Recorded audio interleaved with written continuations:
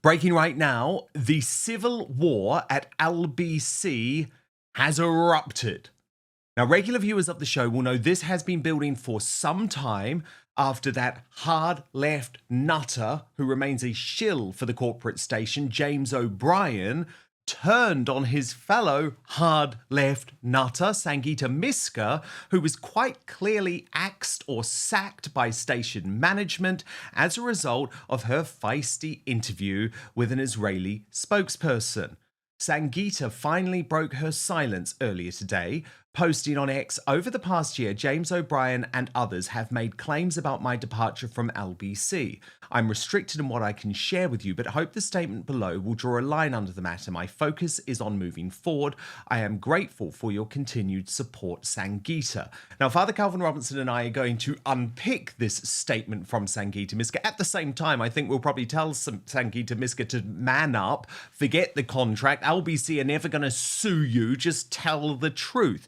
But this is what sparked her reaction. It's a very nasty piece of radio where James O'Brien threw his former colleague and friend under the bus for claiming that her ratings were rubbish. So even at LBC, you know. No, that's just Rolex, mate. And I mean, you can say it because you've got free speech, but that's just crap. Thank you. All right. We all sit in. I'll tell you something, because it bores me rigid. This, and I can't believe that certain people have allowed this lie to be perpetuated. We sit in a room every 3 months. Every single person that works here, we sit in a room every 3 months. They show us graphs of how our program is performing. Right? Everybody knows when someone's vulnerable.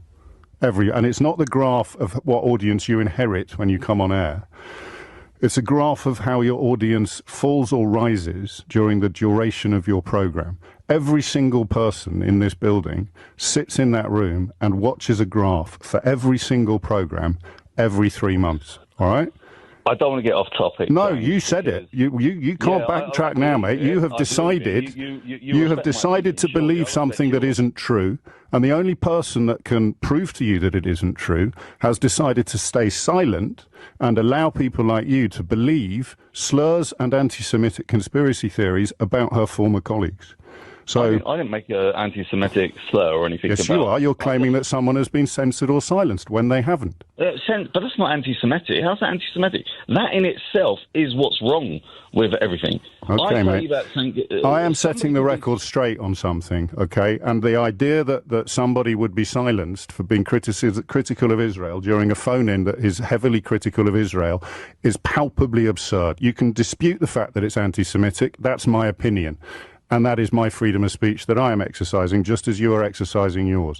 But if you choose to come on this program and tell lies about every single one of my colleagues, I will push back, okay? And that is what you are doing. I sympathize with you because the lies have been deliberately allowed to fester by somebody who can only answer for their own conduct. But it is lies.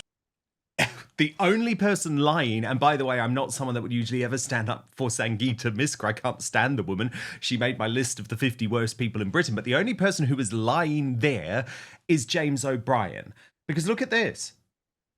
From the most recent radar figures, LBC said they sacked Sangita because of the ratings and not because she held Israeli officials accountable. They replaced her with Vanessa Fouts.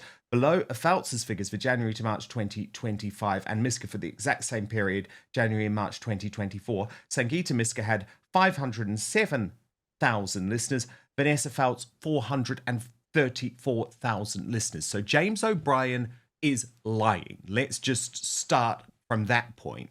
Sangita Myska has now spoken out against him, writing, "A few weeks ago, many of you contacted me feeling deeply upset by comments made by my former colleague James O'Brien on his show.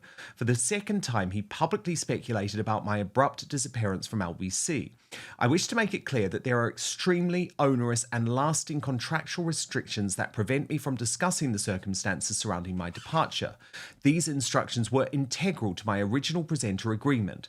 The terms are not just restrictive, they remain in place indefinitely. I am not permitted to explain what happened before or after I left. I would have expected anyone associated with LBC to realise that. What I can say is this.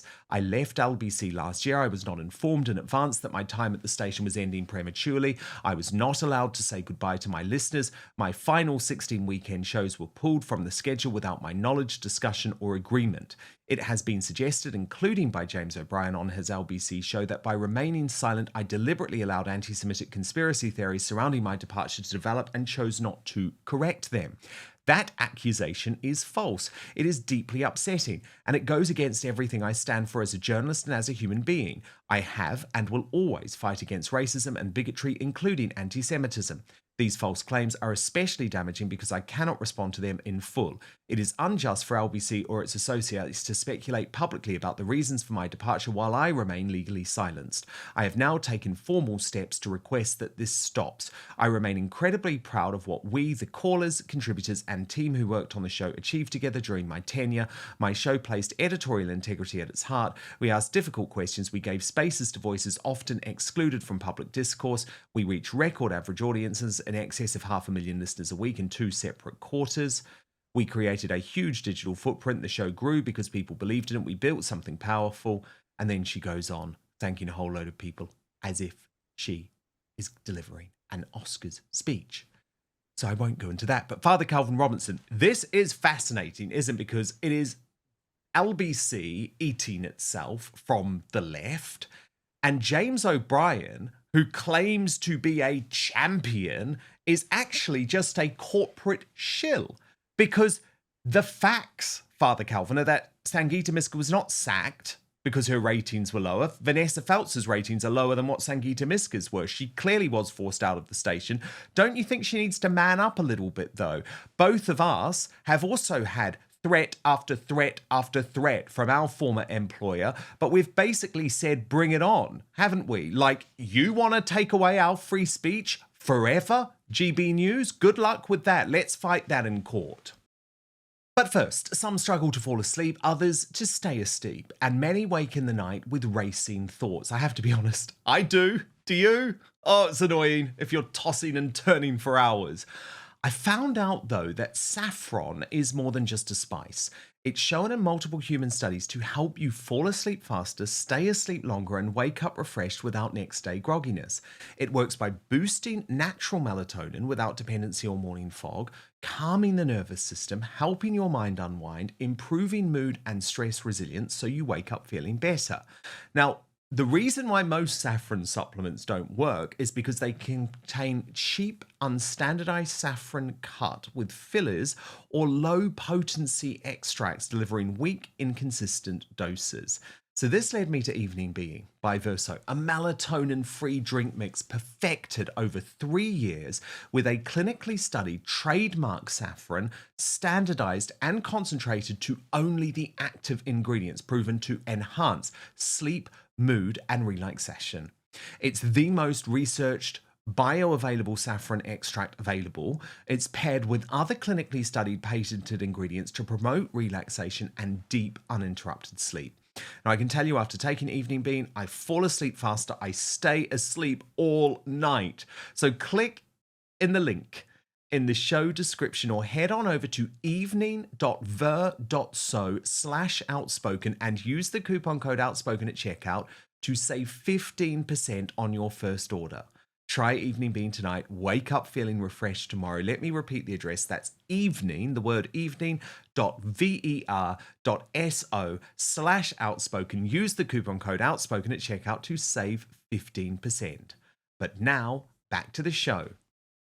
I mean, yeah, of course you have a point, but I don't know Sangita from Adam, but there are, of course, things that we can and cannot say about our former employers. And there is a tricky line to be treaded there. However, I think James O'Brien is being very clever here, well, for him at least, lying by omission. He didn't actually, I don't think he actually said her ratings were poor. He said, we know who's vulnerable. We see the graphs, like, implying that she had poor ratings. Of course, we know now that she didn't have poor ratings in comparison. So we don't know the truth of why she was let go. But he also would know about the contracts because he will have a similar contract. So he's baiting her to try and get her in trouble when he's saying she's not putting the record straight. He knows she can't put the record straight. So he's devious. And actually, I don't like the way he speaks to his guests either. I mean, his listeners, when they call in, he holds them with utter contempt if they dare challenge his worldview. And to suggest that that caller was in any way anti-Semitic was just absurd. I mean, he is a nasty piece of work. He absolutely is. And as I say, I completely disagree with Sangita Myska politically, but I think she is right to speak out. Personally, I'd want her to be brave. I do understand what you're saying, though. Some people will follow their contracts to the letter of the law. I think, however, Father Calvin, it doesn't matter if we're on the left or if we're on the right. As presenters now in an independent space, we need to be very clear that our former employers do not have the right to take away our freedom of speech forevermore. I don't think these contracts stand up in court. I really don't. I don't understand how an employer that has chosen to get rid of you, which is the case with Sangita Myska and the case for us at GB News, can then say, but for the rest of your life, we are going to control what you say. I just don't think it would stand up in a court of law, even in Britain, where there's very limited free speech these days. I suppose we need a test case. We do. There's still maybe it's going to be us. And well, it probably will be us. I know there are certain things that you still cannot say. There are certain things I still cannot say. One day we're going to break through and just lay it all on the table and see what happens. And you're right. It probably will be you or I that will be the test case, or Lawrence actually. But we do need to see what happens in Britain, because these former employers do try to silence and censor and control. It isn't about control, really, isn't it? Because they're saying you're no longer using our platform, so we don't want you to use any platform at all. They're like bitter, jealous ex-girlfriends, aren't they? It's like, oh, you're not going to be with me, but you're not going to be with anyone at all. It's actually, you have to free people up to do their own thing. Yeah. Can we just rewind, though? I want to show you the interview in question, which almost certainly was the moment that got Sangita Myska axed from the station. And again, I think it's very weird that LBC have never been asked directly about this. Watch. The patients that I have just described to you to flee. I think the question that should be asked is why the Hamas terrorist organization. That may be the established... question you want asked. That is not the question I am asking you. How do you expect patients in Gaza's biggest hospital to flee? What you said about international law, I'll reject that personally, in the words of John Kirby from the White House, who said that we have not transgressed any international law. We've not violated international I didn't say you had. I said the ICJ says there is a plausible case to answer when it comes to genocide. I'm very careful with my words, Mr. Hyman, so please respect that. Yeah. You say this is targeted action and therefore is not ethnic cleansing. But over 7,000 Palestinians have now died in just 3 weeks. About 3,000 of those are children. That simply doesn't sound targeted. May I just address that? We asked you to appear on this programme during the ceasefire. We asked the Israeli government to appear on this programme during the ceasefire. For the last 4 weeks that we have been asking you to appear, neither you nor the Israeli government spokespeople have agreed to appear on this programme. So that is the factual correction of that assertion. Not, in this case, the firefight was, this is the IDF saying this, the firefight was over, these 3 men were left behind. So just answer my question. Were they shot because the IDF thought that they were Palestinian civilians? Is that what happened? So the thing is, Father Calvin, she definitely had an agenda. And what's interesting to me is that lots of these presenters on LBC are allowed to get away with one-sided biased coverage that the off-communists would never allow GB News or Talk TV to get away with. Well, she's clearly got an anti-Israel stance there, Correct. Wanting to hold them to account. I don't know if I would class that as anti-Semitic. I think it's disingenuous of James O'Brien to paint it as such, but that does seem to be the reason that she was removed, because she's clearly got that particular agenda that she wants to get across, and that's not in line with their approved narrative. Indeed. I also just wanted to show you this row that has kicked off, Father Calvin, here in regards to the Liverpool incident, because the police are now saying, do not expect us to release every suspect's ethnicity Just the white ones. Yeah, exactly. Just the white ones. And Paul Joseph Watson quite rightly responded saying, literal two-tier justice right here. But of course, the people who I describe as the race grifters, Father Calvin, are out in force. And this is how our old pal Narinder Kaur is trying to, I would say, stir up negativity as a result. I actually can't quite believe people are asking the question, why have they released the ethnicity of the driver in the Liverpool parade?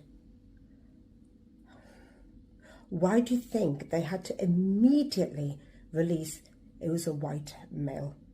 Because had they not, we would have had racial terrorism up and down this country. Black people have been attacked, police being brutally attacked, businesses looted, because the far right were dying for this to be an immigrant or a Muslim. And they had to say, it's a white male, calm down. Because if it's a white male, you didn't have a problem with that. You didn't care people have been hurt. There's a child with serious life-threatening conditionings. You don't care. You were just caring, bothered, desperate for this to be someone that you could then unleash terror on the rest of the country. I mean, of course, she's speaking total rubbish, Father Calvin Robinson, but there has to now be one rule, doesn't there? The police cannot only release the suspect's ethnicity if they are white. It is ludicrous.